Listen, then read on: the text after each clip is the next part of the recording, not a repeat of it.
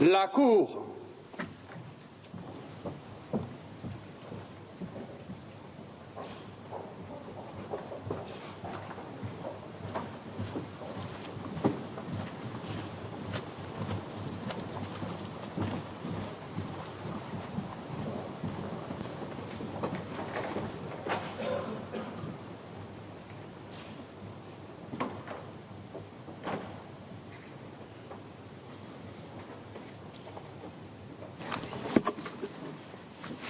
Veuillez prendre place, s'il vous plaît. Please be seated.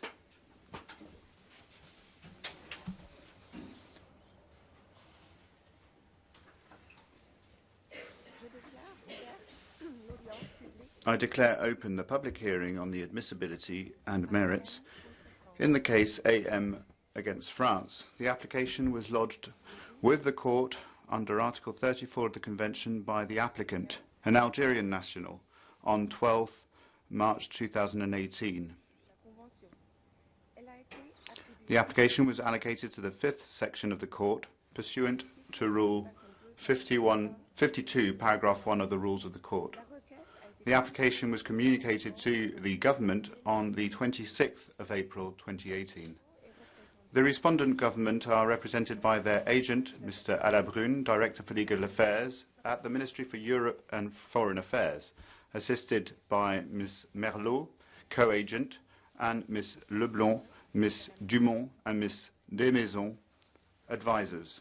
The applicant, Mr. A.M., is represented by Mr. Lanteum, Monsieur Fouret, and Mr. Coutas, counsels. I welcome the representatives in the name of the court. Having consulted the representatives of the government and the representatives of the applicant, I have determined the order of addresses as follows. Mr. Alabrune for the government will speak first, followed by Mr. Lanteum and Mr. Fouret for the applicant. I would explain that in addition to interpretation in the two official languages of the court, English and French, interpretation into Turkish has been authorized for a group of lawyers from the Turkish Interior Ministry who are attending the hearing. That interpretation is not provided by the court and will therefore not be part of the official recording of the proceedings. I call Mr. Alabrune.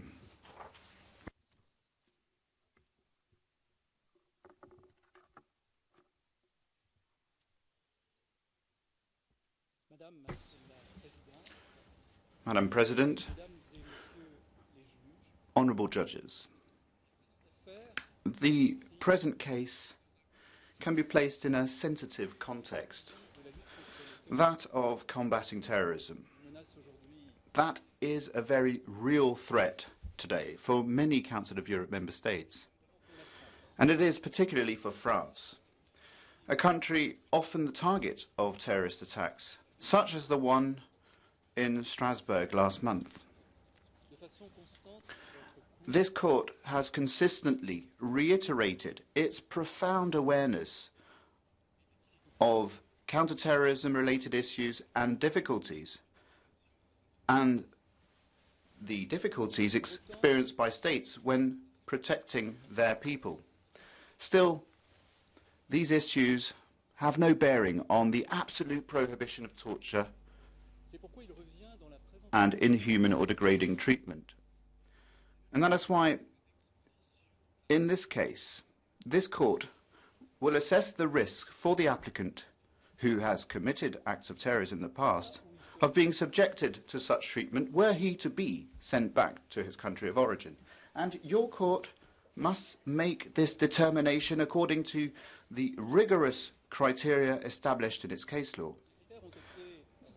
Those criteria were recently repeated by the Grand Chamber in the FG against Sweden and JK and others against Sweden judgments.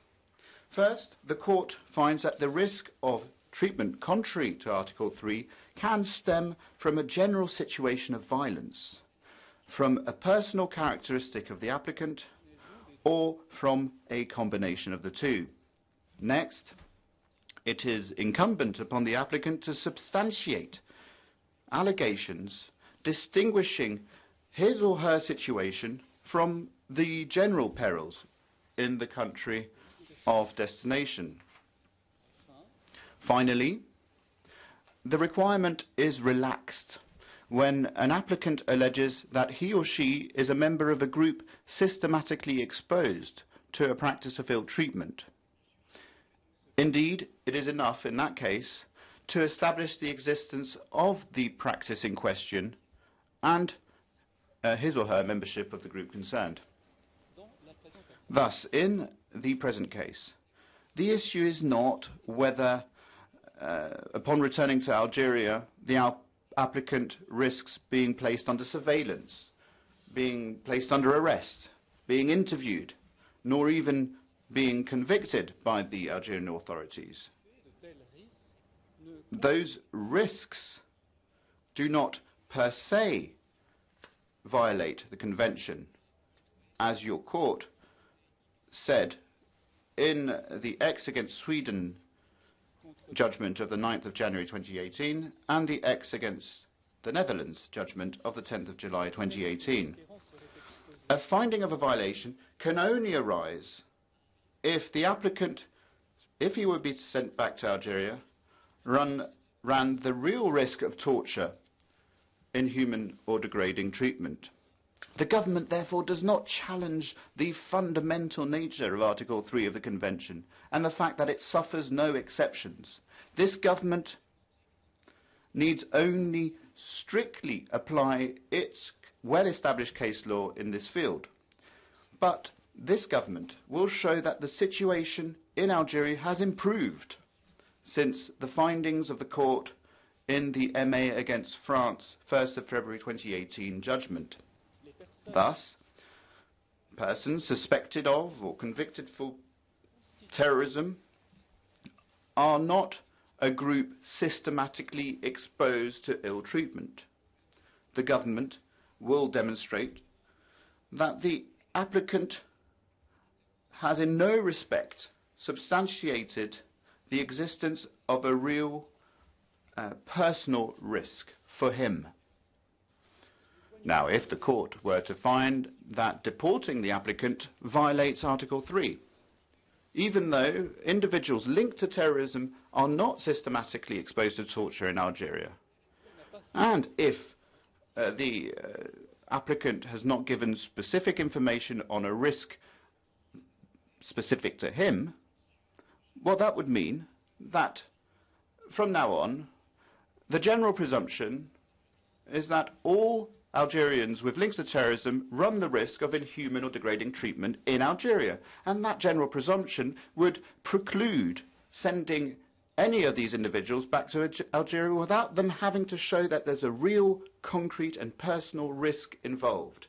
Such a general presumption would run foul of this court's case law.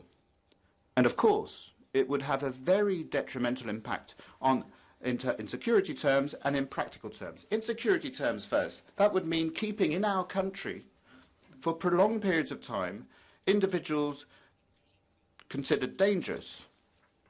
And although the administrative house arrest regime they are under, it is stringent, of course, but it doesn't present absconding, and it does not prevent very serious public order offences being committed. Take, for example, Mr. Bégal. Mr. Bégal was under house arrest in France, particularly during an application pending before your court. And during that period, Mr. Bégal was a mentor for radical young Islamists, some of whom subsequently committed terrorist attacks in France. Furthermore, he was involved in planning the escape of a terrorist. So you see, the situation is dangerous, and it is a heavy burden for law enforcement who are already heavily involved in counter-terrorism. In practical terms now, the indefinitely suspending the removal of an individual to Algeria would lead to real difficulty in finding appropriate locations for their house arrest.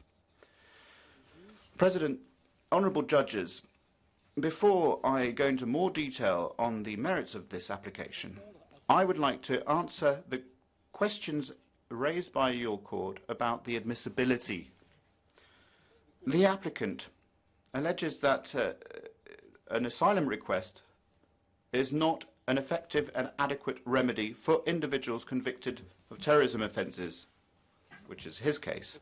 He says that the request for interim measures lodged with your court, when it was lodged, was the only adequate, useful and effective means to prevent his removal. The government would like to rebut those affirmations. When making an asylum request, the French Agency for the Protection of Refugees and Asylum Seekers, OFPRA, carries out an examination of the risks of alleged ill treatment if an individual is returned. Therefore, that procedure needs to be spent before this court can be petitioned. That is indeed what your court found in the MX against France case. Granted, Article 1F of the Geneva Convention states that persons found guilty of acts contrary to the purposes and principles of the UN, such as terrorists, can be precluded from obtaining refugee status. Granted. And it's the same when it comes to the French legislation's subsidiary protection mechanism. Nevertheless, even if the individual had not been granted asylum for that ground, individual cannot be removed if OFPRA finds that there is a concrete risk involved.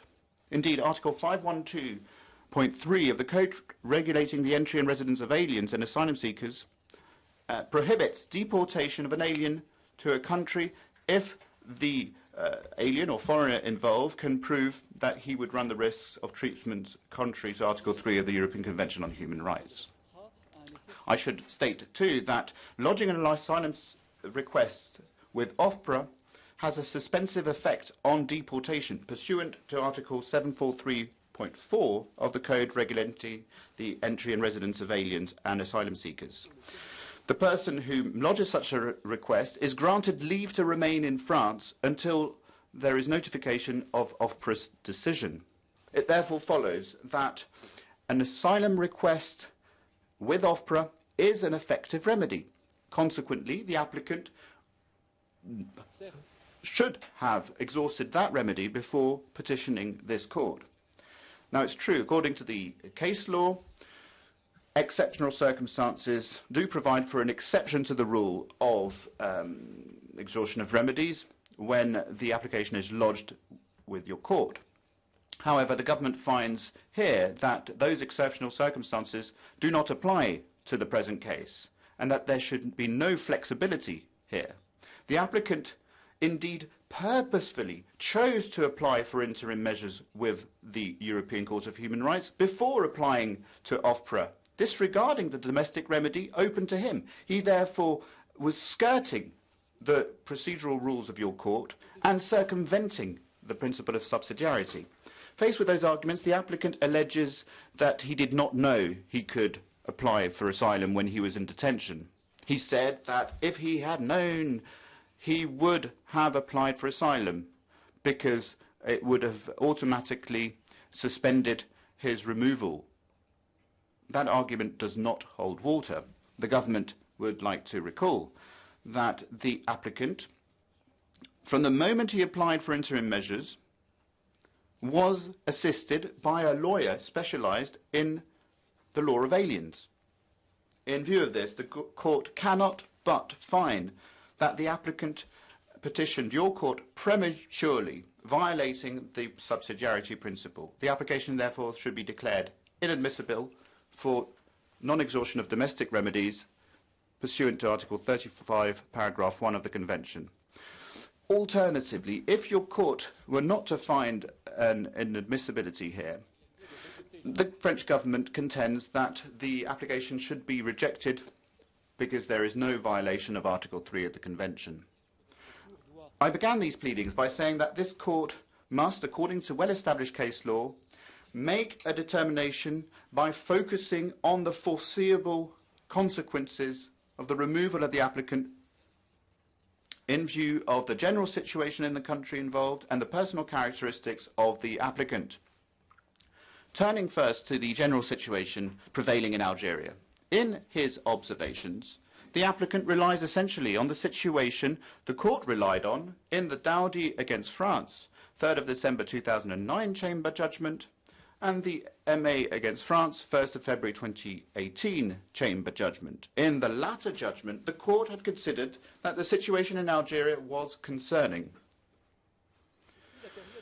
However, since the period these two judgments referred to, namely 2007 to 2016, the situation in Algeria has improved. This is what the reports of international organizations, governmental institutions, and non-governmental organizations state. The reports that we sent to you on the 18th of December, they are reliable and recent sources on the current situation in Algeria.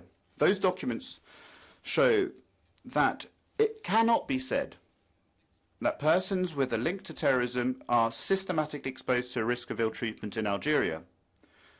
First, the report of the Working Group on the Universal Periodic Review for Algeria, dated 19th of July 2017, says this.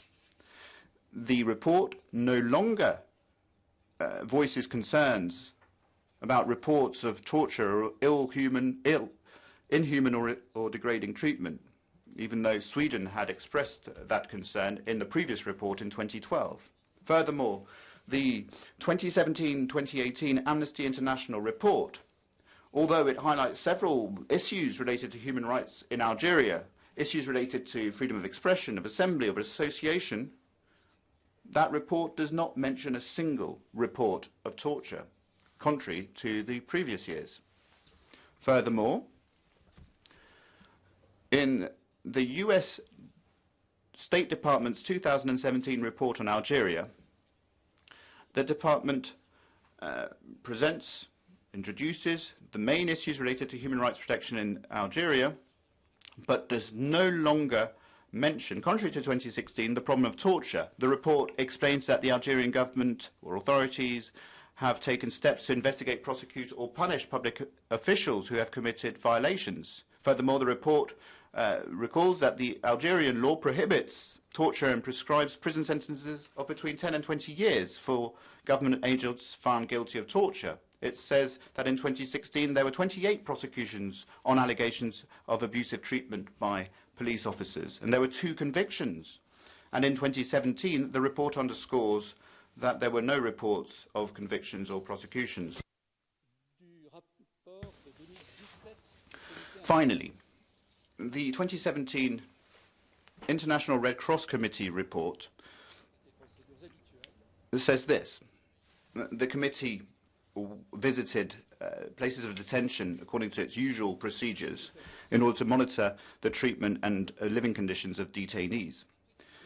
The ICRC went to 32 establishments and examined where there were 20,500 inmates. 180 inmates had specific needs. After its visits, the ICRC sent a confidential report to the Algerian authorities to help the authorities improve living conditions in the prison system. And the ICRC has also trained prison staff and managers in Algeria. Granted, the government has noted that some documents voiced concerns about allegations of ill treatment by agents of the Department for Surveillance and Security, particularly in counter-terrorism operations. That is one of the concluding observations of the Human Rights Committee as part of the 4th periodic report in Algeria, 17th of August 2018. However, all the other reports I've quoted from show that the situation in Algeria has improved. They show that it cannot be contended today that individuals with links to terrorism are systematically exposed to a risk of torture. Indeed, the Human Rights Committee itself does not claim that there is a systematic practice of torture. The improvement of the situation in Algeria was underscored by the National Assignment Court in its 4th of July 2018 decision, where it rejected the applicant's appeal. Taking into account the most recent reports on the situation in Algeria, The National Asylum Court noted that there has been strengthening of the rights and safeguards for citizens, as shown in particular by the change in the Constitution on the 7th of February 2016. Now, over and beyond the improvement in the general situation presented in those reports, we would like to draw your court's attention to the fact that several Algerian nationals have been deported to Algeria these past few years, and none of them have claimed that they feared being subjected to treatment that runs afoul of Article 3 of the Convention. Not even any allegations. And the government has provided this court with a table which gives information on Algerians with ties to terrorism who have been deported to Algeria. One might take the example of Mr. Jamel Begal, an Algerian national convicted in France in 2005 to 10 years imprisonment for conspiracy to prepare terrorist acts. It received widespread media coverage. Towards the end of his sentence, he himself asked to return to Algeria as part of a release conditional on removal. He was subsequently deported to Algeria on the 16th of July 2018. As a newspaper article in Le Monde, which published on the same day, says, his French lawyer, Mr. Béranger Tournay, explained to AFP, and I quote, 10 years ago, we would have prevented his removal to Algeria because of the risk of torture. The mood seems to be much calmer. End of quote. Take the case of Mr. M.A., sent to Algeria on the 20th of February 2015. He was an applicant in one of your judgments. Apparently, he has kept in touch with his French lawyer, and he does not allege ill treatment since arriving in Algeria. Furthermore, according to information shared by the Algerian authorities on the 28th of November, Mr. M.A., who is in an ordinary prison in Schleff, has access to domestic remedies, and he's used those remedies. Indeed, the French embassy is in regular touch with the Algerian authorities in order to monitor the individual's situation. It should be stated here that police custody of individuals linked to terrorism in Algeria is a very tightly regulated regime. It includes safeguards.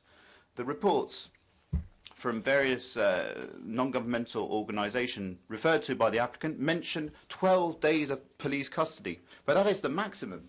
The initial police custody can last no longer than 48 hours, and extensions must be approved by the prosecutor. Furthermore, all individuals placed in police custody are informed of their rights to talk to their families and have visits. There is also a statutory medical exam carried out at the beginning of the police custody, and the report of that medical exam is annexed to the procedure.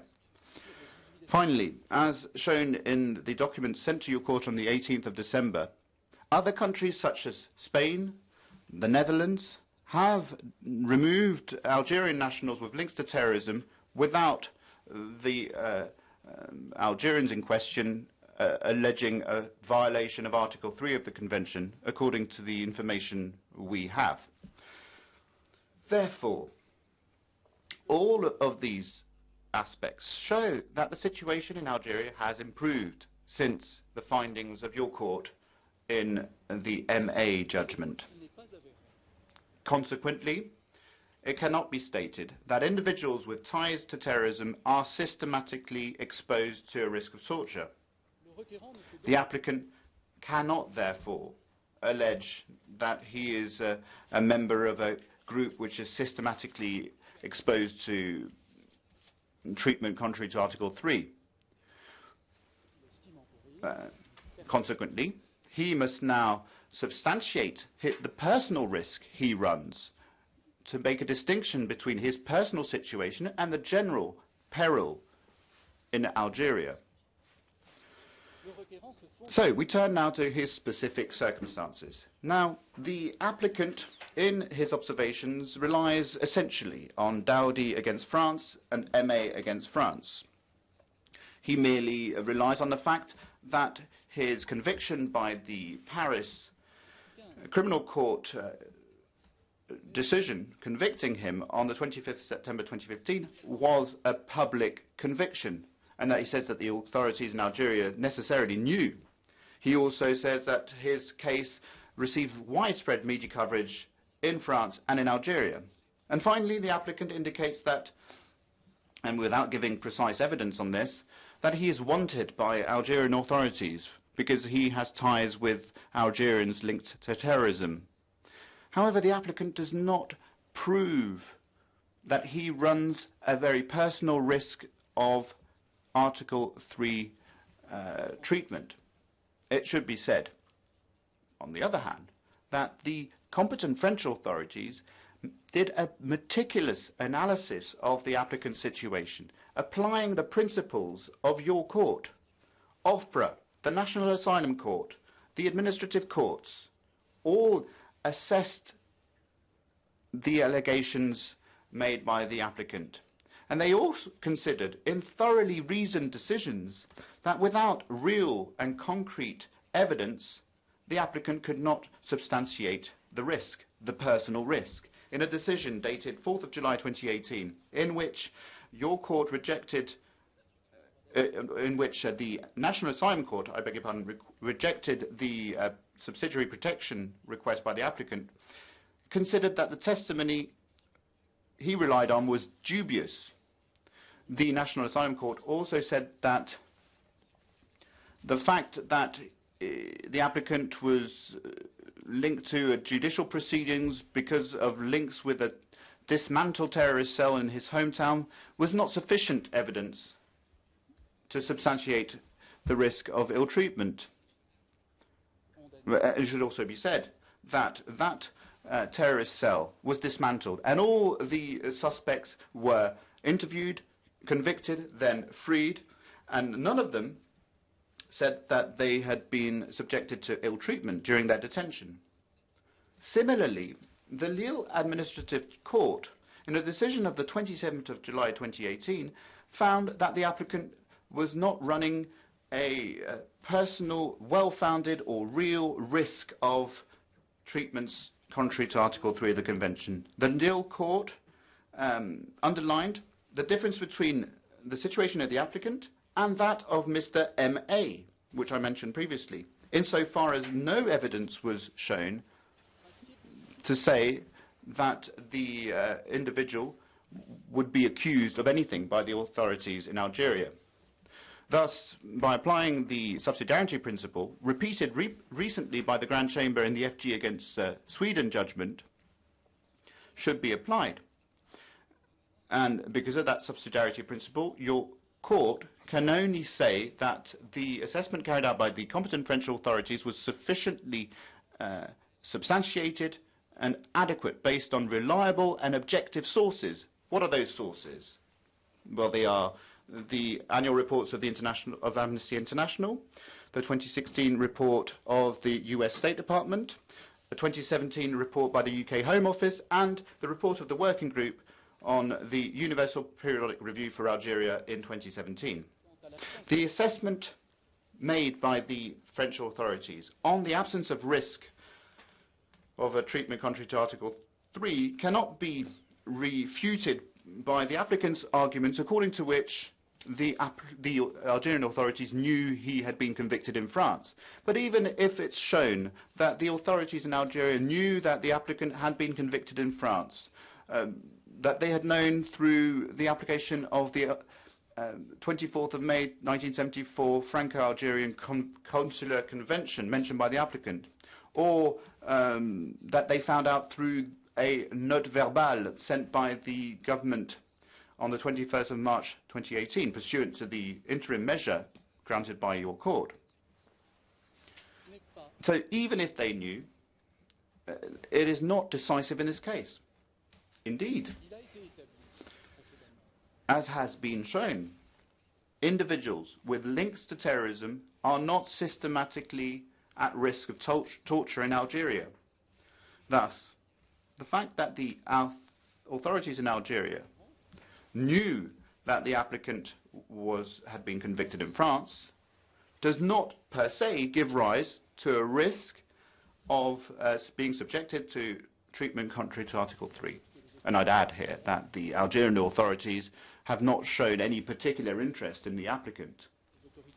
The authorities did not ask for him to be extradited to Algeria, and they did not ask for a copy of the conviction through a mutual legal assistance request. Furthermore, as the note verbal of the Foreign Ministry says, in that note verbal, the Algerians state that the applicant is not being prosecuted in Algeria. There is no warrant out for his arrest, which is contrary to what he says. Furthermore, in Algeria, the applicant does not have a criminal record. Finally, turning now to the diplomatic assurances. It should be said here that following the request made by your court under the Rule 39 proceedings, and on the basis of the note verbal by the French authorities in March 2018, high-level talks have been held.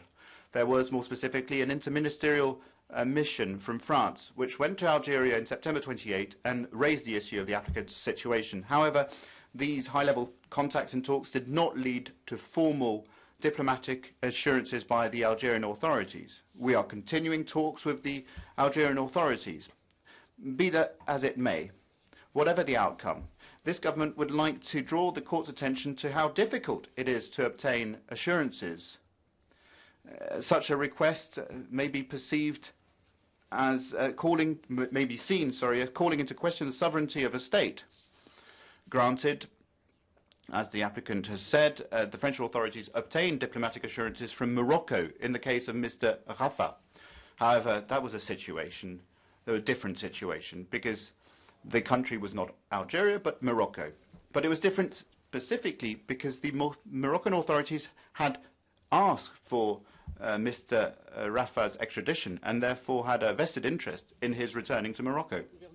To conclude, this government in no way calls into question the fundamental nature of Article 3, its universal and absolute quality. This government simply requests that this court carries out a rigorous assessment, in line with its well-established case law, of the criteria for evaluating the risks alleged by the applicant.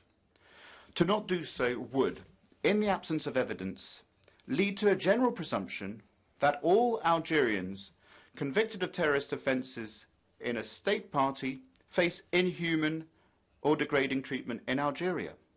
All of the above lead to the conclusion that there has not been a violation of Article 3 of the Convention. I thank you for your attention.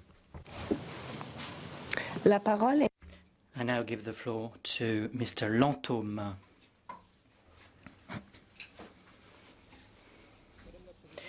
Madam President, honourable judges, France is asking you for the impossible. France is asking you to be allowed to remove a man to Algeria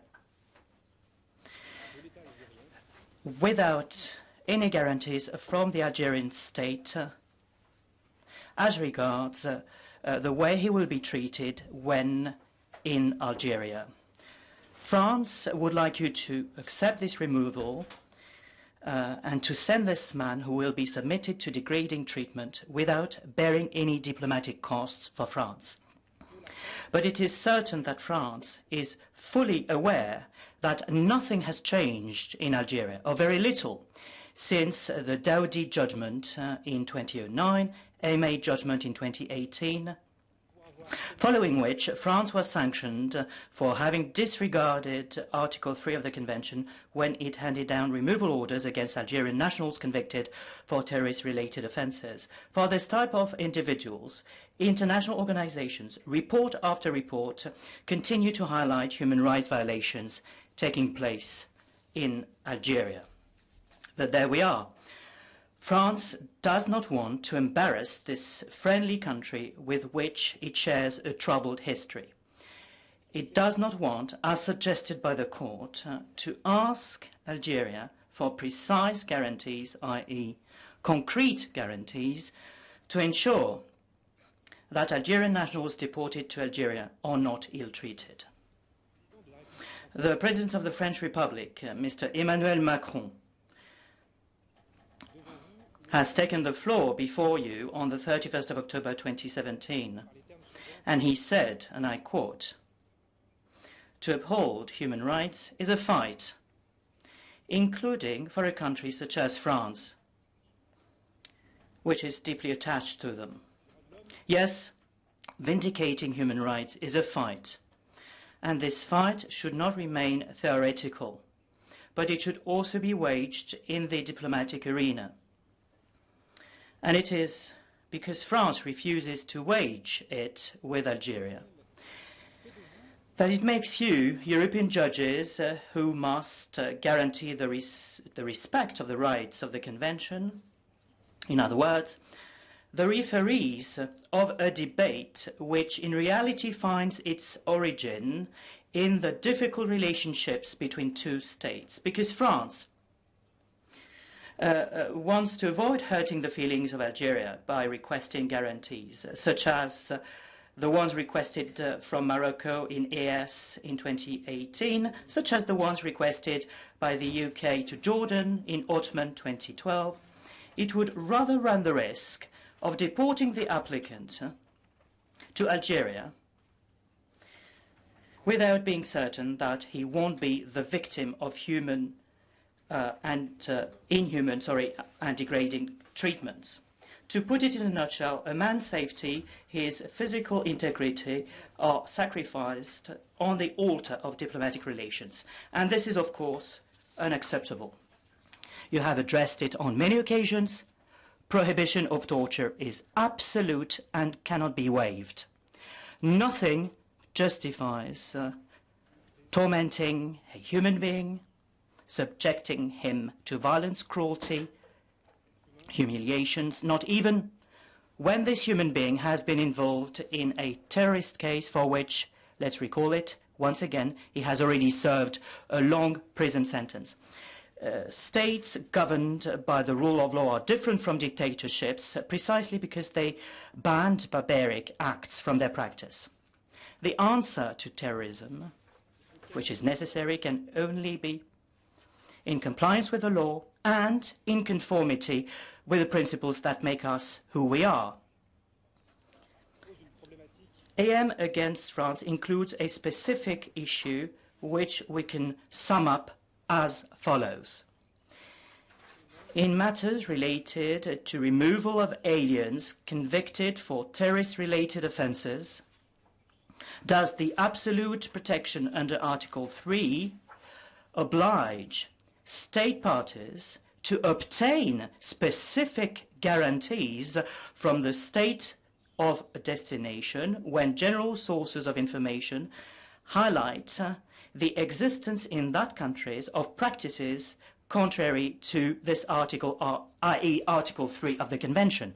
So this is the notion maybe of precautionary principle as regards the protection against inhuman and degrading treatment, which is at the very core of this case.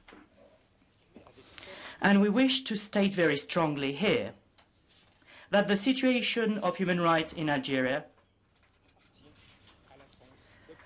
is as it is, and France must obtain strong and concrete guarantees from that country if the applicant were to be removed. To require such guarantees, no matter whether it would lead to diplomatic embarrassments, stems from the sacred nature of the protection provided by Article 3 of the Convention. Before we review the issue of the situation in Algeria and the personal fears of the applicant, a few words now on the admissibility of the application challenged by the French government. There are two questions at stake here. First, should the applicant have filed an asylum request for us to consider that he had exhausted domestic remedies? Second, if the answer to this question is yes, was he concretely in a position to file it? Let us recall first and foremost that currently in France there is no remedy that has an ipso iure suspensive effect upon an order setting the country of return. And it is the reason why the French government is trying to demonstrate that a roundabout way should be used, i.e. an asylum request, in order to obtain a suspensive effect upon the decision setting the country of destination. But even if we follow such a rationale, for an individual such as the applicant, filing an asylum request is not an effective remedy which is relevant from a legal point of view. It is not legally relevant because the very purpose of an asylum request is not to counter a removal order from the territory. Hence the fact that in France, an asylum request filed by an alien who has been the subject of a deportation order to his country, it will be dealt with through an accelerated procedure with less guarantees and in a very short time, because precisely we consider that the alien uses a subterfuge to avoid being removed to his country. In other words, he uses a legal remedy which was not devised for this purpose. We also need to understand that for a convicted individual for terrorist-related offences, the idea of asking for the protection from the very state that prosecuted him, banned him permanently from staying on his territory, and that wishes to deport him to his country is totally inconceivable. Thinking that an asylum request would be a relevant legal remedy in this case is very theoretical. It would be tantamount to a purely theoretical and abstract approach of the notion of domestic remedy. Such a legal remedy is not effective in practice because in France it is very difficult indeed, almost impossible, to file an asylum request in prison. Hence the fact that no alien files an international protection request from a prison. And in this context, the government provides absolutely no statistical data on possible requests made in prison. We know that the court takes a pragmatic approach vis-à-vis the rule of exhaustion of domestic remedies, and such an approach seems totally incompatible with the fact that an asylum request filed in prison by an alien convicted for terrorist-related offences would be an appropriate legal remedy. In any event, as I said earlier, the decision setting Algeria as the country where the applicant was to be returned was final. No suspensive remedies could block it before the review of its lawfulness by a court. In reality, and that is very paradoxical, the applicant went beyond what was necessary as regards admissibility. Why? He has applied for a request to be released from custody to the Lyon Administrative Tribunal, whereas such an appeal did not have a suspensive effect upon his removal and was therefore not an effective remedy, Gebremedin 2007. The interim relief judge from the Lyon Administrative Tribunal dismissed AM's request after having reviewed the complaint alleging violation of Article 3.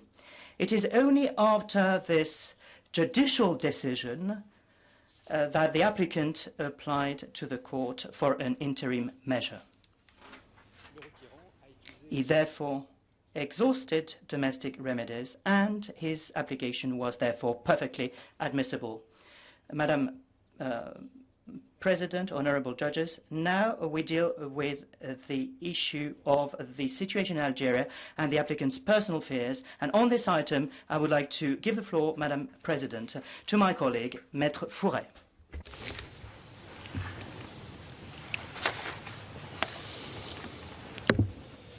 Madame la Présidente. Madam President, ladies and gentlemen, on March 13, 2018, under Rule 39 of the Convention, your court decided to put in abeyance the removal measure taken by the French government against Monsieur M. On the same day, you invited France to obtain from the Algerian authorities precise guarantees ascertaining that the applicant would not be subjected to treatment contrary to the rights protected by the Convention once he had arrived in his country. And you also contemplated, and I quote, the possibility for members of French diplomatic staff to regularly visit the applicant. About a year later, after a number of exchanges in writing and other way, can we say that France has answered your concerns and alleviate them? Can we be absolutely convinced that the applicant won't be subject to such measures as soon as he is on Algerian territory? Because he was sentenced in France in 2015 to 6 years imprisonment and final prohibition from entering the territory, for having been part of criminal associations with terrorist aim. He gave logistical and financial help to ACME in Algeria, and once there, like MA, whose application you reviewed on 1st February 2018, he will be placed in custody. This custody could last up until 12 days. Will he be able to see a doctor? Well, no, not only at the end of the custody. And would he be able to get in touch with someone close? Yes, but only one person. Will he be able to see a lawyer? Yes, but only if the prosecutor is agreeable, and that after 6 days custody have gone by, and only also if he hasn't been in touch with someone close. Because in Algeria, you may not be in touch with someone close and a lawyer. It's one or the other, according to Article 51B of the Code of Criminal Procedure. Now, who's going to be questioning him? Well, he will be placed at the disposition of the security services, as pointed out by the Algerian government in the note on AM. And this won't be the sadly known DRS, the Department for Intelligence and Security, which was dismantled in 2016. But it's, of course, been replaced by another service or department. There is only a change of a letter. R has been replaced by S.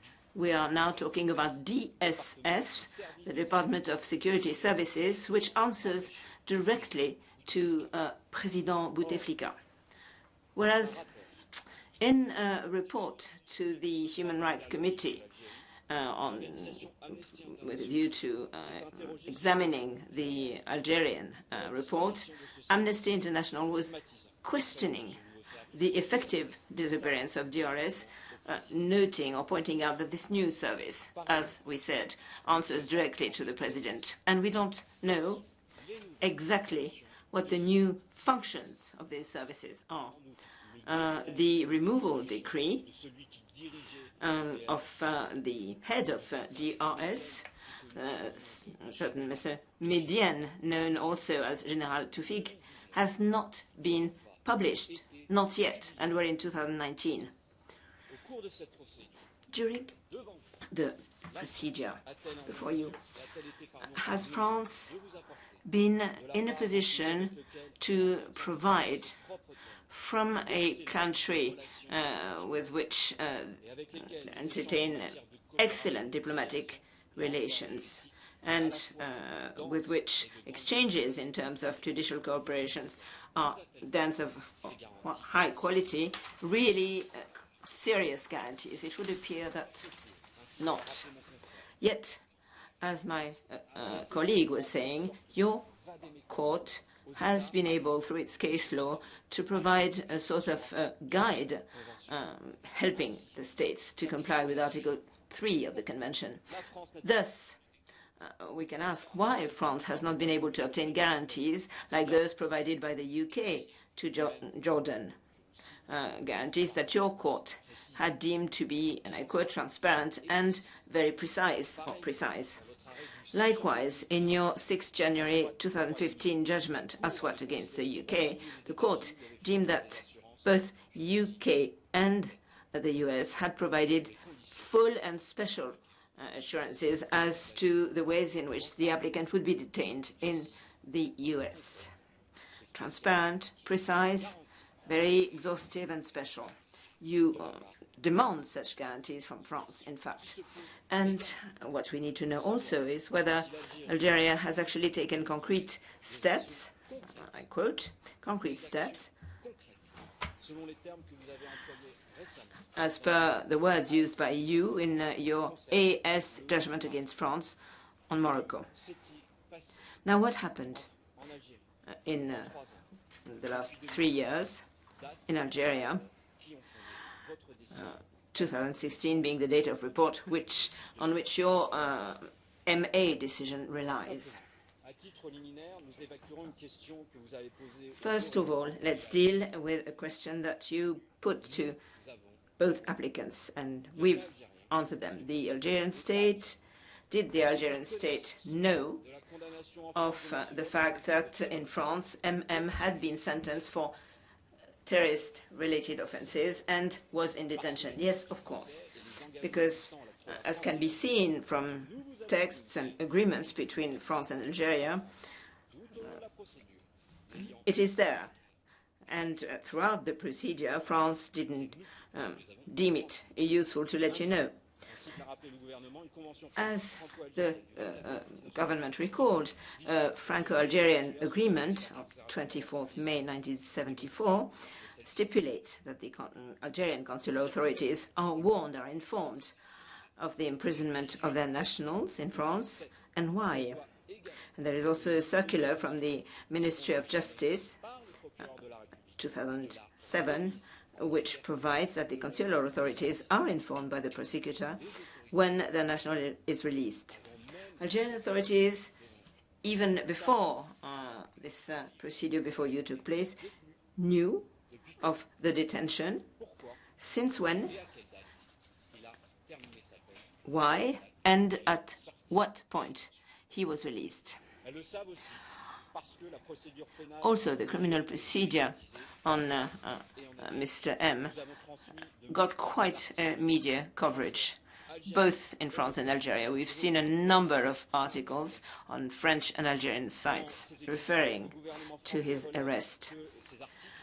The French government have stated, and it is true, that the full name of the applicant doesn't appear, which is true.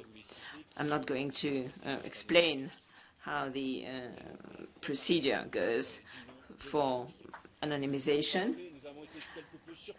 We were a little surprised by what the government said about this, questioning our research work. We didn't actually copy the screens, but of course I'm asking you to believe you, because when you enter the name of our applicant on the search engines, that is what you get, those articles. Otherwise, how could we possibly have seen those articles?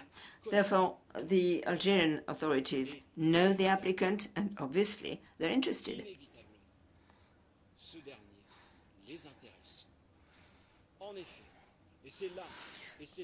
Indeed,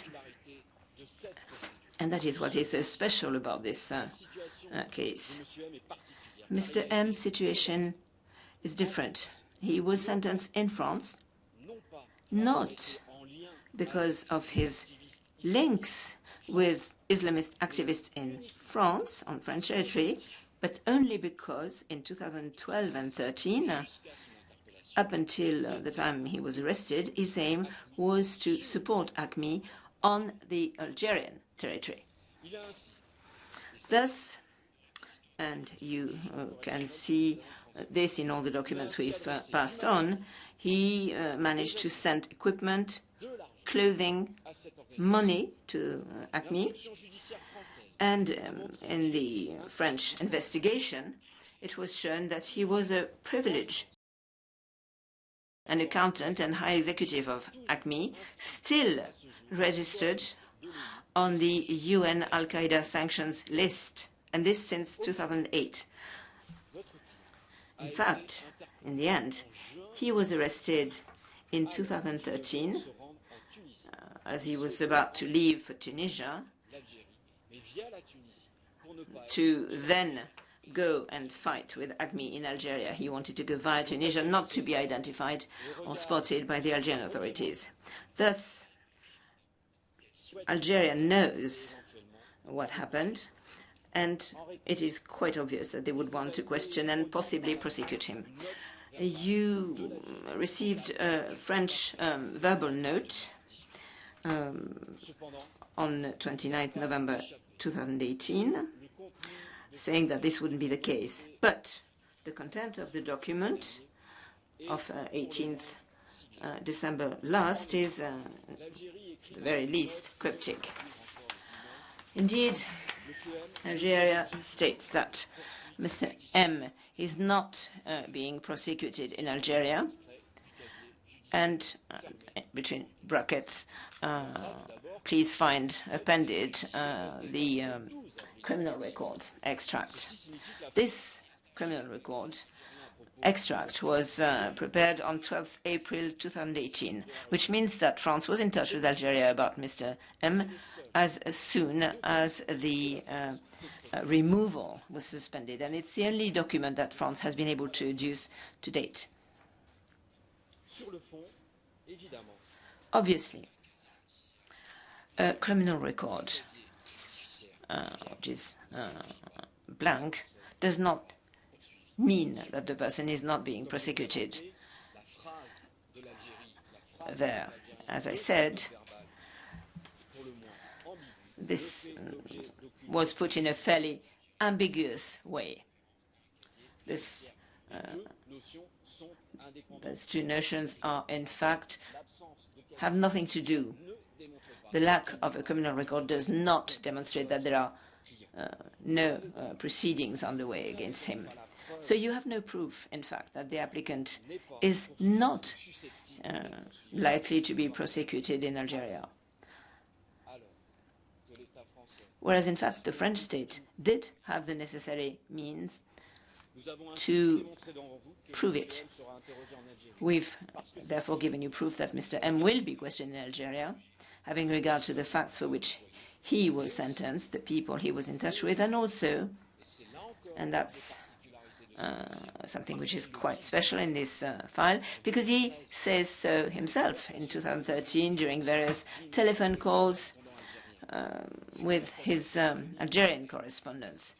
They were tapped. It said on 2 occasions, he said he knew he was being sought in Algeria on 2 occasions. And the prosecutor in Paris, in charge of terrorism, says so also in his speeches, which is why the applicant does not want to go via Algeria, but via Tunisia, because he knows he's being sought. Now, as regards the situation in Algeria, has it,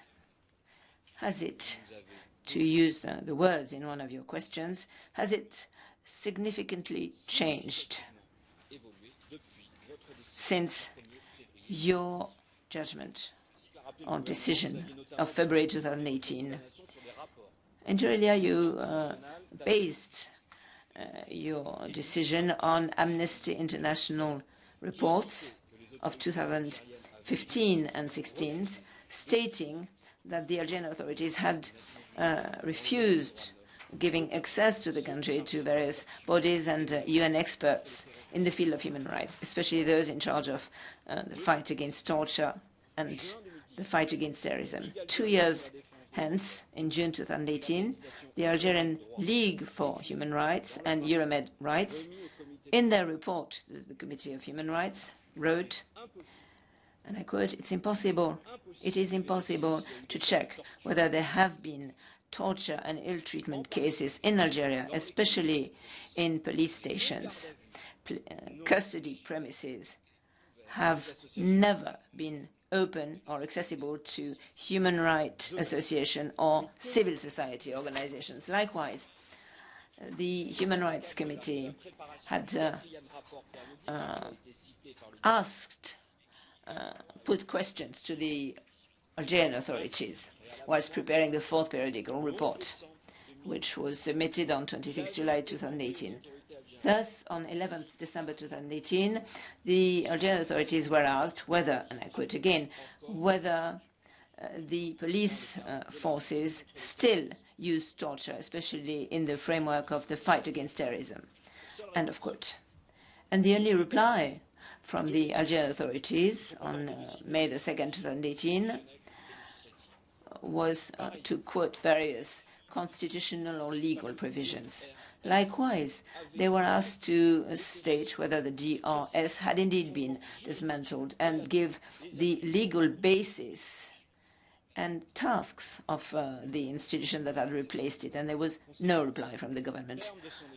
At the end of this review, whereas such a report had been awaited since 2011, and because of the lack of cooperation of the Algerian authorities, the Human Rights Committee concludes that, as regards torture, Article 263 bis of the Criminal Code gives an incomplete definition of these, and that is not in compliance with the agreement.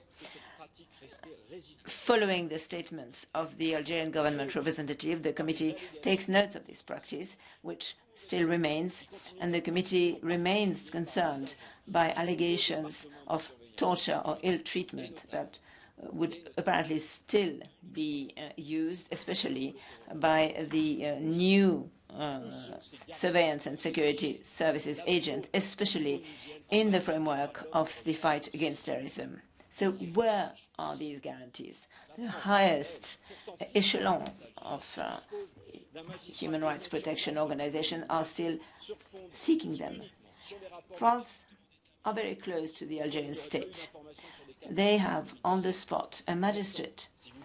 And if you read the reports that are relevant, it is said that NGOs stated that degrading treatments were being used by agents to obtain confessions. So there is no such guarantee. Clearly, it is because there is a system that allows them to do so that torture takes place. Practices must change, but they won't do so alone. There has to be supervision, counterbalance, and equilibrium. Nowadays, in Algeria, does one have more rights than in 2015? Will our applicant have more rights than MA? Will it be possible that abuse takes place because they'll be hidden? As far as the prohibition of torture is concerned, there is nothing new. It exists in the text, in law, since 2014. Death penalty, since 1993, there is a moratorium. So what has changed? According to France, there are two significant changes that turn Algeria into a state that respects human rights. The fact that a new instance in charge of human rights had been set up, and then the criminal procedure has evolved following a law of 23rd July 2015. First of all, that law, Amnesty International mentioned it in its 2017 report that you quote in your judgment of 2018. What progress? Is custody shorter? No, it's still 12 days. It's possible to see a doctor, but only at the end of custody. And of course, as you well know, it is useful to see a doctor when you need it, when you ask for it, when you need care. What is the point of seeing a doctor after the event? As to the lawyer, it is possible for the applicant to see the lawyer, but only after 6 days and only if the prosecutor agrees. You said in your AM judgment that people detained had no contact with the outside world. In fact, they only have one 6 years later. Therefore, this law has not substantially changed the situation in terms of custody in Algeria. Therefore, for 12 days, our applicant will be alone faced with the DSS services. According to France, Algeria would have an independent monitoring body in the field of human rights. According to the law dated the 3rd of November 2016, the CNDH, National Council of Human Rights, which became operational on the 9th of March 2017. It replaced the National Consultative Committee for the Promotion and Protection of Human Rights. For the record, this committee wrote in its last report that 2016 had been a pivotal and flagship year for human rights in Algeria. Pivotal and flagship. The new committee also published its first annual report related to 2017. Mr. Lantôme and I have read the 140 pages. I should only read out a couple of lines dedicated to terrorism. According to the Council, Algeria has become an international reference in the way of fighting against terrorism.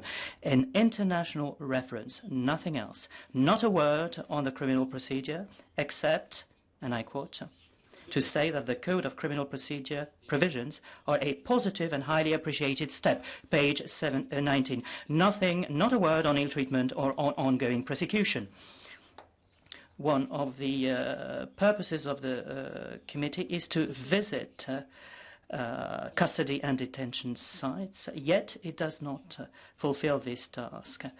This body only carries out awareness-raising pro domo and for the benefit of the Algerian state, and all members of this committee are designated by the President of the Republic decree pursuant to Article 12 of the law. Therefore, it is not a surprise that it is rated B, partially non-compliant with the Paris Principle. Algeria has not ratified the optional protocol to the Convention Against Torture signed in 2002. So, no, there is no concrete action on the part of the Algerian state to prevent inhuman or degrading acts against an individual prosecuted for terrorism. Very little has changed since your last decision, and I'm coming to the end of my observations. Today, the court, your court, is faced with a deafening silence of both the French and the Algerian authorities. France has never been in a position to obtain serious and certain guarantees from a country whose President of the Republic has not taken the floor in public since 2012 and will be standing for another term next April. A table including the removals of Algerian nationals convicted for terrorist-related offences was developed. It is possible that Algerian nationals have been deported and that it did not raise particular difficulties is quite plausible. But from an intellectual point of view, we should not compare different situations or refer to procedures we do not know anything about. Just to take up what you said in MA against France, we do not know anything at all about the situation of other individuals. In addition, the French state told you, through your decisions, in handing down your decisions, you would create please, you should finish your pleadings. We need to be clear. Whatever your decision, there will be other Algerian nationals convicted for terrorism who will be removed to Algeria. If your court accepts our request, it will not prevent France de facto and de jure to undertake deportations of Algerian nationals. This debate should not be taking place. In the same vein, the issue of social acceptance, which is very vague, put forward, is only a smoke screen aiming at blurring our perception. Your judgment will not lead to a rise in the number of Algerian nationals under house arrest on the French territory.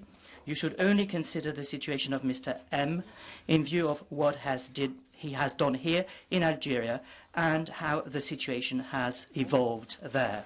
And France, in this procedure, was in compliance with Rule 34 in suspending the removal of Mr. M. He will be watching the hearing webcast this afternoon. We had thought about having him participate in this hearing, but he preferred to remain anonymous. He lives in France, 200 kilometers away from here. So please ensure that Article 3 is fully complied with. Thank you very much for your contributions. I would like to invite the judges to put questions to the parties if they so wish. Judge Cusco Stadimayer. Thank you. My first question relates to the exhaustion of domestic remedies. It's a question for the applicant. Mr. Lantom, I beg your pardon. The asylum request was placed on the 18th of March 2018 during his administrative detention. The fact that he had legal assistance, why did he not ask for asylum before asking for interim measures from the court under Rule 39? Furthermore, why did the applicant not appeal the decision taken on the 28th of March 2018 by the emergency measures judge?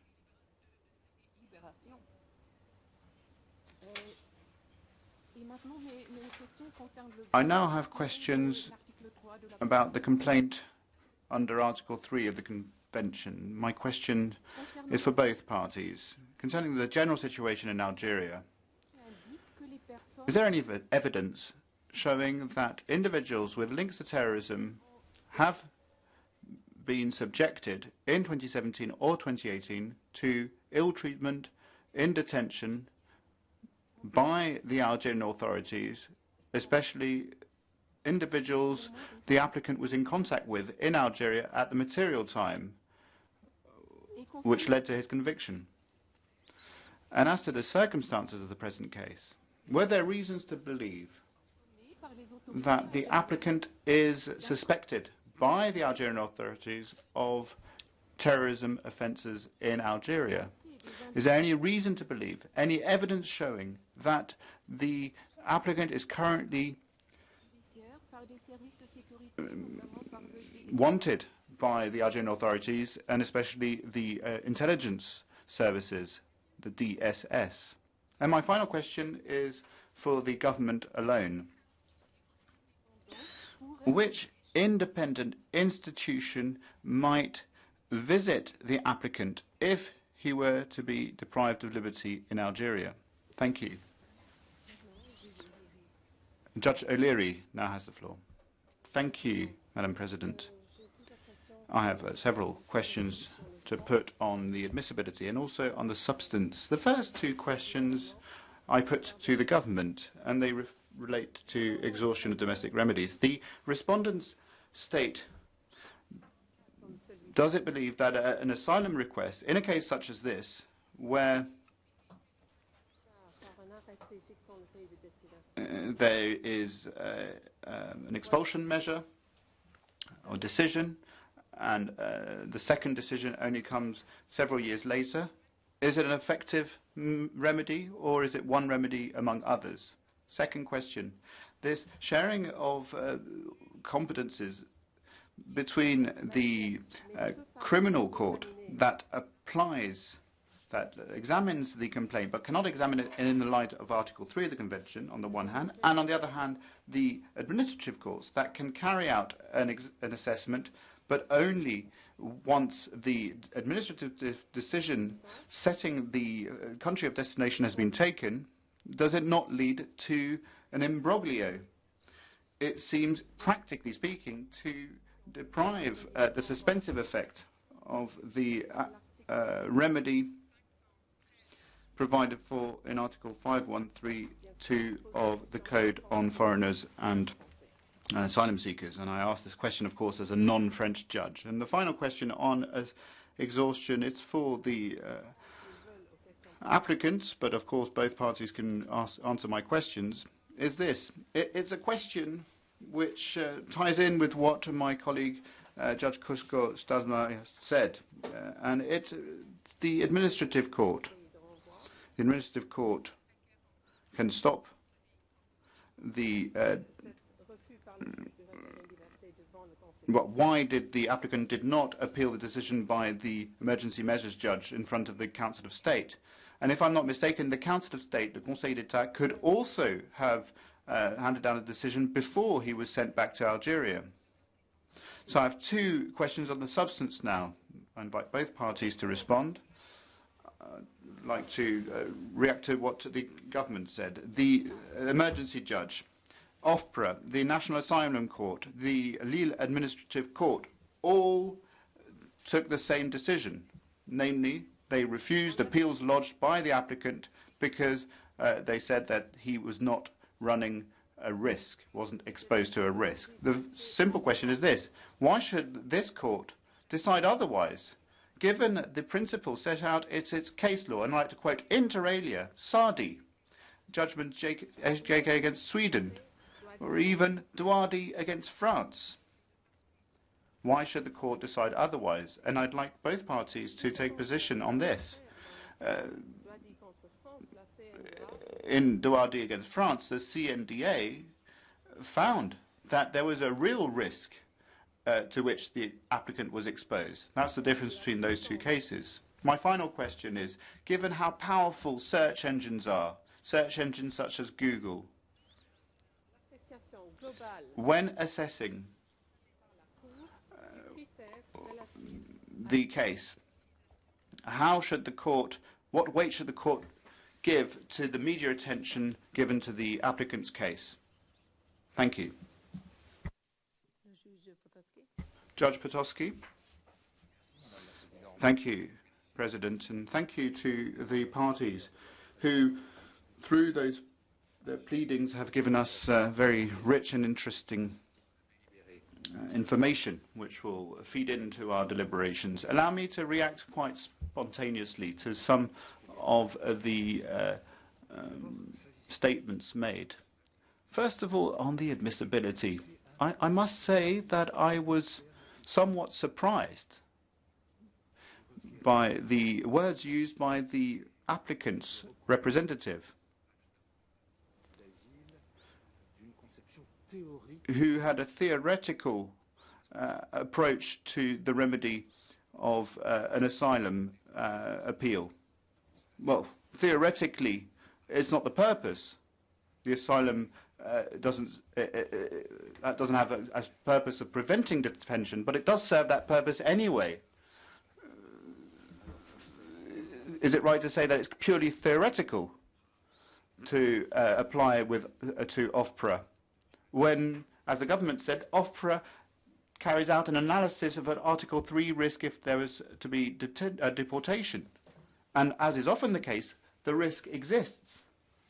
And even though OFPRA cannot grant asylum, the mechanism, and Article 5132 of the Code on Aliens and Asylum Seekers, prevents the foreigner from being deported. So it has the effect. So when you said that there was a theoretical remedy, that lodging an asylum request was theoretical, are you saying that it's not a remedy? Are you saying, contrary to the government, namely that OFPRA doesn't examine the danger of Article 3, or that when there is a risk found by OFPRA, Article 5132 is not being respected by OFPRA? Is that what you're saying? And I also didn't quite understand why you think it's impossible to believe that somebody convicted of terrorism might ask for asylum. You said it's beyond belief that they would ask for asylum. Are you saying that because the terrorists want to be consistent and say, well, I've undermined the fundamental principles of the country and therefore I would be contradicting myself if I asked that same country to grant me asylum? I would respect that consistency on their part, but when you think you're going to be tortured, I think you tend to be more pragmatic than aim to be consistent.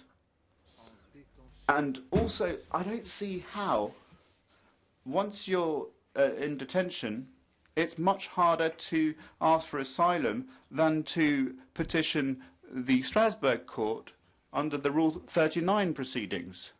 Interim measures. When your lawyer is well informed, can't you, in any case, gather the necessary documents in order to lodge those two requests through those two remedies? So as you can see, most of my questions are for the representatives of the applicant, but I do have questions for the government. The issue of diplomatic guarantees, assurances, was very present in both parties' pleadings. We understand that despite your efforts, the French government were not able to obtain from the Algerian government those assurances. That leads me to ask two questions. First of all, why? Why not? What prevents assurances from being provided? I understand, and you've both said it, well, the representatives of the applicant are insinuating this. They're saying that there are no guarantees being afforded by the Algerian authorities because it's impossible, because the fight against torture in Algeria is not real, it's not credible. I understand that position. I also understand that in diplomacy it's difficult to ask these questions, but what concretely is preventing these assurances from being given? It would help our court to understand. My second question for the government, if formal assurances are difficult, is it not possible, as has been found by the court in other cases, for agreements to be struck, accords at lower level, not at a ministerial level, but at a lower down, in a less solemn way, in a less official way, but assurances that would be just as powerful as diplomatic assurances? Is that not a possibility? Thank you. The court will now withdraw for 30 minutes. Then the parties will present observations to answer the opposite parties' pleadings and answer the questions put by judges.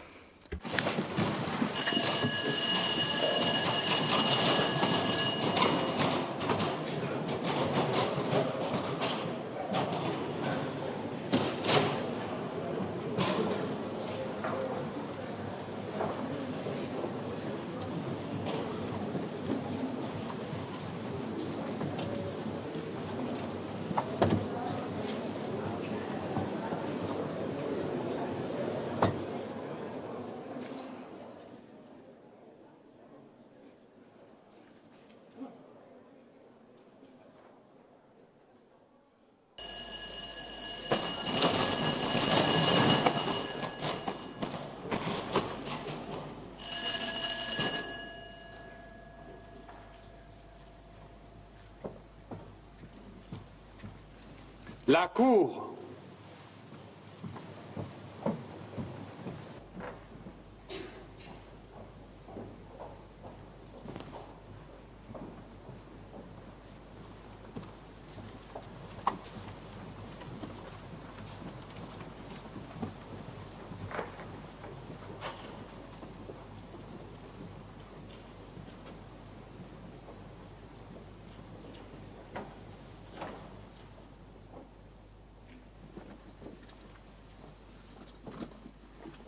Veuillez vous asseoir.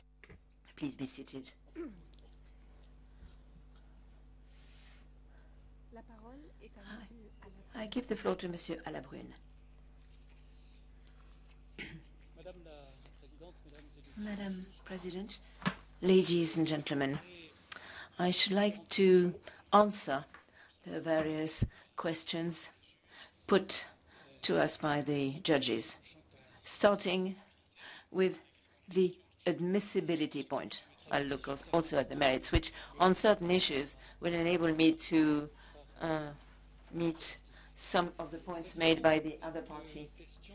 As regards, first of all, the admissibility questions put to the government by Judge O'Leary, whether the asylum request is the only effective remedy in the applicant's situation. In fact, the answer is yes. In his situation, for the applicant, it was the only effective remedy, as the court ruled in MX against France. It means that it becomes possible to review the real nature of risks under Article 3 of the Convention, whilst the applicant is able to remain on the territory until there is a final ruling on his asylum request. Secondly,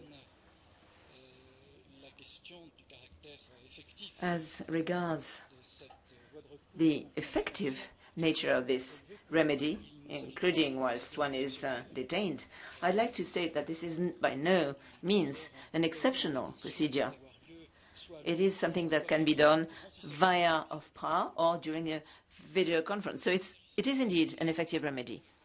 As regards the sharing of competencies between the judicial and administrative judge, when a foreigner is prohibited from being on French territory and then a decision on the destination country, of course, yes, there is a sharing out of competencies.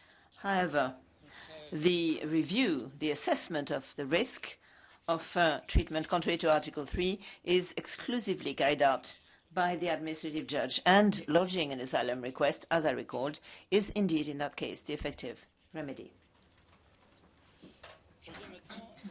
May I now come to the merits of the application. First of all, the general situation in Algeria, and I will, in passing, answer questions by Judge Stadtmeier.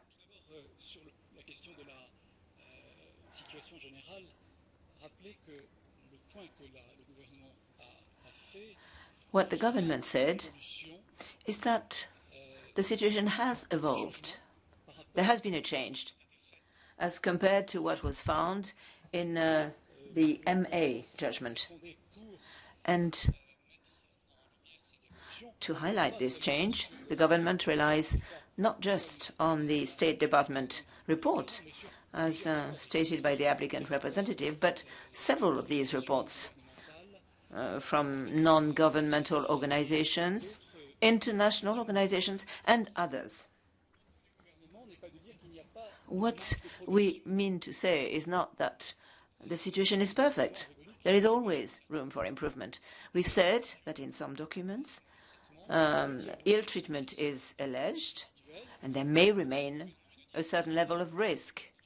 But what we say is that it is not possible to assert that systematically there is an ill treatment risk for these group of people the applicant belongs to. And in fact, this is why for the applicant it was quite important to prove the existence of such an individual risk. As regards people the applicant was in touch with, in contact in Algeria, this was a question to the government. I should like to recall that as the National Asylum Right Court stated on 4th July 2018, the members of the terrorist cell at issue arrested, sentenced, and released. Well, it was not shown that they were submitted to ill treatment or disproportionate sentences during their detention. Now, whether the applicant is being sought, could be sought outside the actual judicial framework. On this, I'd like to recall that the verbal note of Algeria, 28th November, is not at all ambiguous, contrary to what the applicant says, on the fact that there are no proceedings underway. There is no arrest warrant, and we have nothing that could demonstrate that prosecution in another context could be possible or could be contemplated. As to whether an independent body could supervise the applicant's situation in case, hypothetically, he might be detained when he goes back to Algeria, this type of institution has not yet been identified. Nonetheless, the government stresses that obviously in a context of a dialogue, that government are quite prepared to seek a solution that would enable a really individual follow-up. And this is what the French government suggested in the letter of 21st March 2018. And we are quite prepared to be very flexible and to review any solution that might be accepted by the Algerian authorities.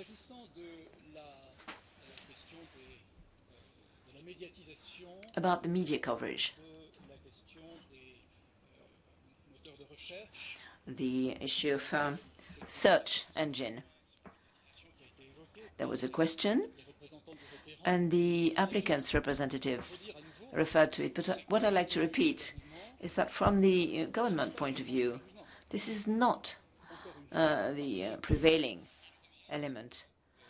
Once again, because it is for the applicant to prove the existence of an individual risk to him beyond the fact that the Algerian authorities are aware of his being sentenced. And once again, the applicant did not actually manage to prove this systematic risk of ill treatment and torture he might be subject to should he be removed to Algeria. As to diplomatic assurances, something that was mentioned by Judge Potoczky and the applicant, or his representative. I'd like to first of all point out that contrary to what the applicant representative was trying to show,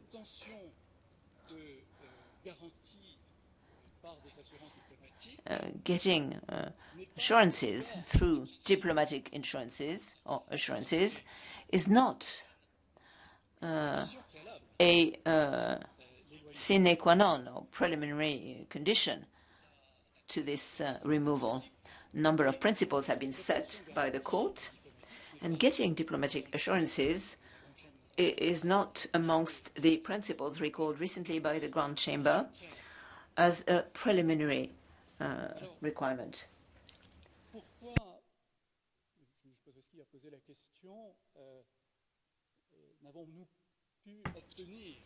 Why, then, have we not been able to get official diplomatic assurances from the Algerian authorities, despite many efforts, contrary to what is said by the applicant representative, who said that France did not accept entering into a certain number of contacts. As early as, or recently last year, we sent a note. A delegation went to Algiers in September. There were contacts between ministries, secretary generals. So why has Algeria not been able to provide such assurances? Well, Judge Potoczky is wondering and is asking me. Well, what I can say is that as far as we're able to say, getting diplomatic assurances that meet the 11 criteria in the Ottoman judgment by the court is obviously going to be pretty hard and very complicated to get in practice. Of course, there are technical problems, but beyond that, there is also, from a state which ratified certain document in terms of human rights guarantees, there is a psychological side of things because of the need to preserve their sovereignty, especially if one is asking for these official guarantees, meeting the 11 criteria I mentioned just now. And also,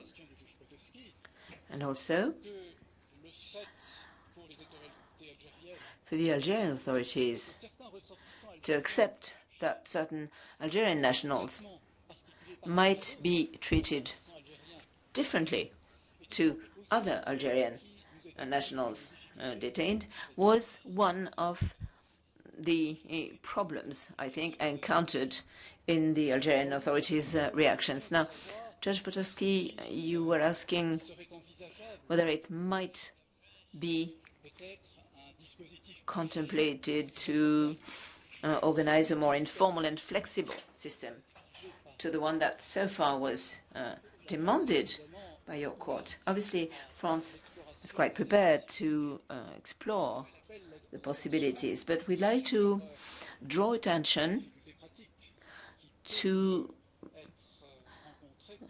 the fact that setting up a satisfactory system might be difficult in practice, especially as regards how to identify or determine the authority that would provide such guarantees, and about guarantees and diplomatic assurances still. Many states that are party to the convention and that requested such assurances met with refusals. There are stumbling blocks, there are problems, including in the execution of the court judgment, and states such as the UK even, and the applicant's representative referred to it, even such states have problems and sometimes are reluctant to proceed. And I'd like to refer to a report in 2017 by an independent reporter on anti-terrorist law in the UK, stressing the many problems encountered to obtain assurances that would comply with the court's requirements. And I'd like to also go back to something that the applicant representative said, if I may, as regards the custody regime. Could I simply point out that Article 51 bis of the procedural code in Algeria provides that at the end of the time in custody, there will be a medical examination of the person detained if they request it, or their counsel, or their family. So the applicant representative said after a number of days only. In fact, according to what information we were able to get from the liaison magistrate in Algiers, it is clear that the normal custody is 48 hours that can be renewed up to 12 days, and at the end of each 48 hours, a medical examination takes place.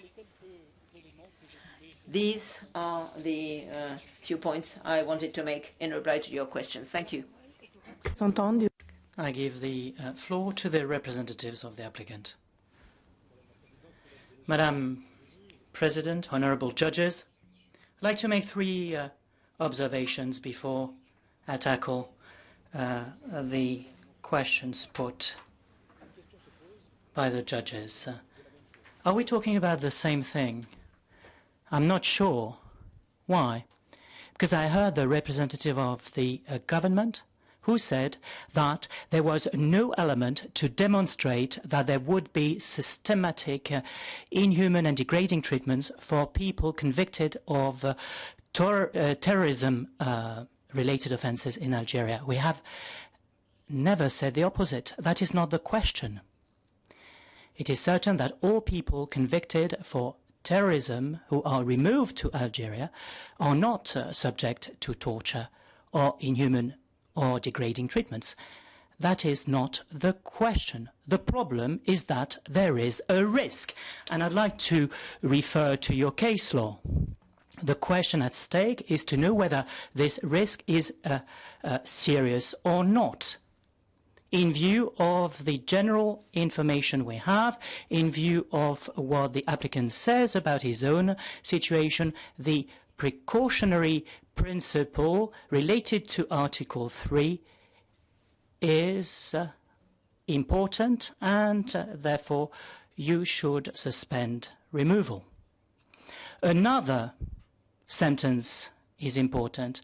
I cannot see how it is possible to say, in view of the case file and in view of the pleadings of the anti-terrorism prosecutor in Paris on the situation of AM in the criminal proceedings, why is it possible to say that Algerian authorities didn't show any interest in the applicant? Are there specific flaws or elements that make it that they would not be interested in that person? The terrorist project was an Algerian project. It is part and parcel. What happened in Europe was part and parcel of a project which was supposed to take place in Algeria. He was in touch with people who were leaders of ACME. So with these elements, I can't see how Algeria would not be interested in the applicant and why France would not have informed the Algerian authorities that the applicant would not try to carry out a terrorist attack in Algeria. Other item, efforts were made by France. That is what the government agent said. I'd like to refer you to diplomatic relationships here. Once again, in the first answer provided by France following our request for interim measure granted by the court, there is a sentence. The French government says, we got in touch with the Algerian authorities in order to see to what extent they would be in a position to provide guarantees. What an effort to require guarantees. I know we are not demanding because we are talking about diplomatic relationships. These relationships are very thorny. But with a friendly country with whom France has relationships, it is with such countries that you can be a bit more demanding and say to what extent, more than to what extent would you be in a position to provide guarantees. On the admissibility now, and then I will answer the questions put by the judges. Very briefly, the French government looks at your decision handed down on MX as regards the exhaustion of domestic remedies and the link with the asylum request, but there is a basic difference in this decision, and therefore it cannot be compared with our instant case. In MX, at no moment in time the applicant had invited a French judge to review the complaint alleging violation of Article 3. At no moment in time did the judge take a stance on this issue. So that was the reproach made to your court. We didn't want to say that the asylum request would have been a relevant legal remedy, but it could have been relevant in view of the fact that he had done nothing else. It is not the case in this case because we asked the Juge des Référés Liberté to rule on Article 3. As regards the admissibility, now,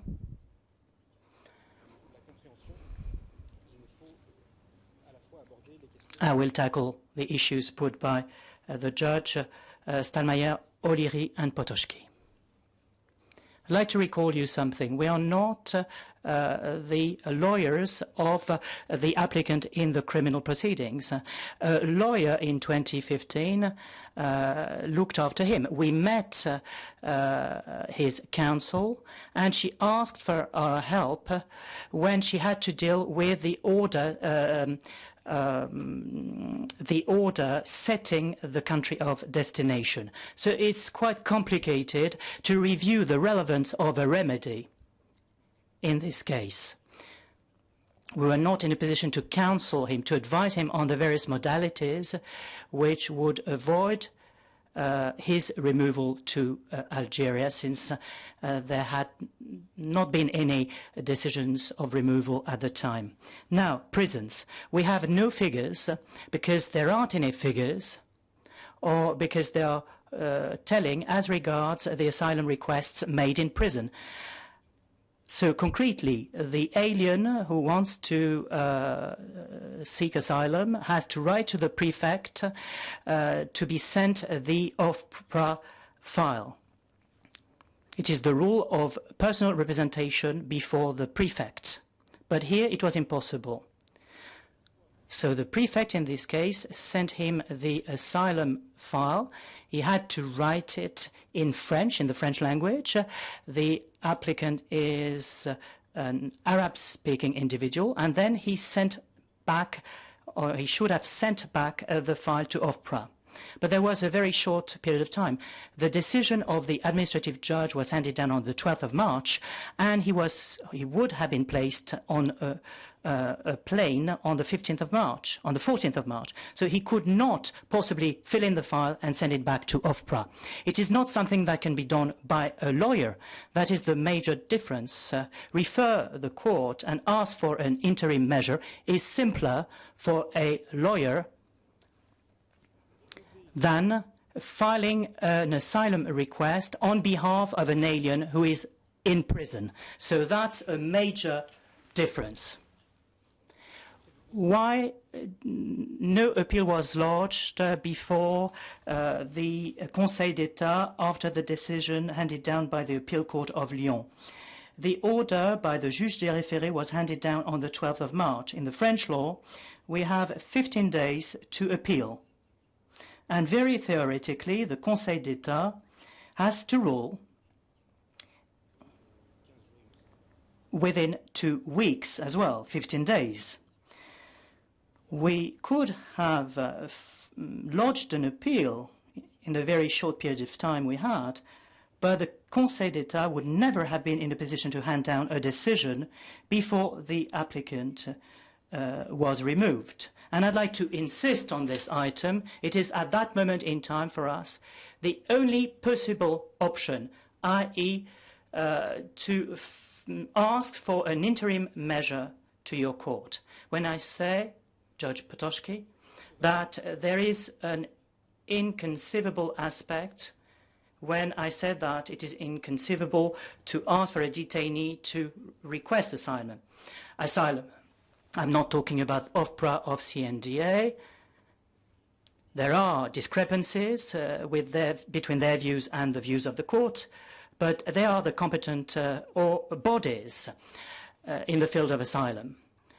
But there is an abstract nature in our rationale. It would be counterintuitive for a detainee to think that he could ask for the protection of a state that would like to remove him. There is no information on his rights.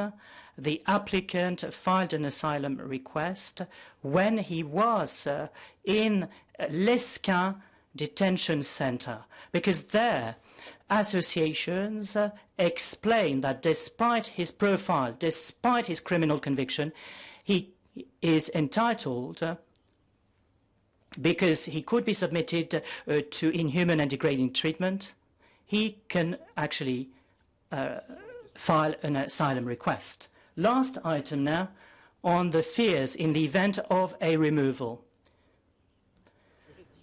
Why would the court hand down a different judgment from the French authorities or bodies? The CNDA and OFPRA base themselves on the Geneva Convention, but not on the European Convention of Human Rights. So the approach is quite different. Second, yes, there is a discrepancy, a difference between French administrative courts and this court. Not on the very sacred aspect of the protection of Article 3, but on the modalities of evidence. Evidence demanded in France as regards asylum seekers are too important, and they were criticized, including by the court in different cases. The court says, it seems to me, and puts forward a more pragmatic vision, recalling that it is very difficult for an applicant in a prison or detention center or someone who is under house arrest to provide evidence, such as, for instance, evidence pertaining to the fact that he is sought in Algeria. So there is a hierarchy in various bodies. They apply the decision handed down by the Conseil d'État. If the Conseil d'État hands down a decision different from yours, the administrative tribunals will take exactly the same approach and will appreciate the burden of proof in exactly the same fashion. So it doesn't come as a surprise that the Lille judge judges exactly the same thing as his colleague based in Lyon. Last item on the media coverage. Yes. The fact that the applicant appears on Google doesn't actually make a difference. He was probably already known by the Algerian authorities in the past. But mentioning his name on Google has a snowball effect, and therefore it is possible for a state to know more about his own national. I hope I answered all your questions. Thank you so much. Thank you. I would like to invite judges to put additional questions if they so wish. Judge Potocki. Thank you, Madam President. I don't want to trigger an endless debate, but I'd like to come back to a very concrete item which you have just spoken about.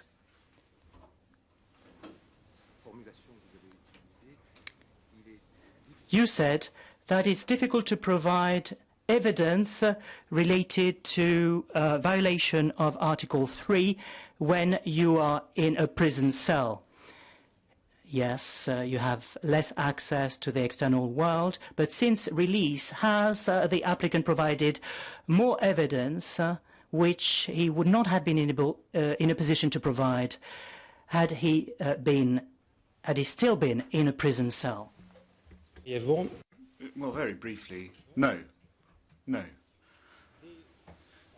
The applicant, as soon as he was released from the Rouen detention centre, it's in the Loire region of France, he was immediately brought to the Liscin administrative detention centre in the north of France. So he's deprived of liberty. He can get in touch with his family, granted, but he was not in a position to provide any additional evidence. Furthermore, he's under house arrest. He must 3 times a day go to the gendarmerie of the town he is in. So the deprivation of liberty is quite restrictive. And in those conditions, even though, for example, he tried to obtain an excerpt from the arrest warrant out for him, he was unable to get additional evidence. The government agent, would you like to reply? No? Judge O'Leary, just like Judge Potocki, I don't want to make this endless debate, but I would like to ask a specific question to the government. You gave clarifications. You said that an asylum request in this type of case is the only effective remedy. And to say that, you rely on MX against France, which then was turned into MA against France. But is there not a difference between these two cases? I won't mention the difference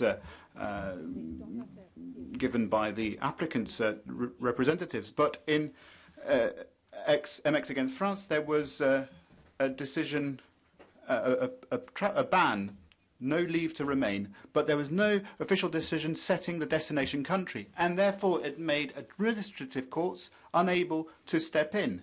And therefore, at the time, we had the refusal to stay in the country and the destination country. And so there was a possibility to appeal to the administrative courts. Now, it's true that the emergency measures judges might have been able to step in, but since there was a country, well, when a country of destination is not set, why is the applicant, such as the applicant today, not able to go to the administrative courts?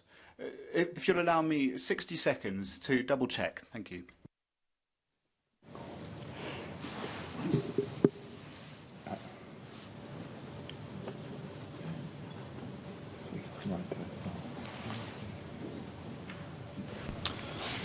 Merci.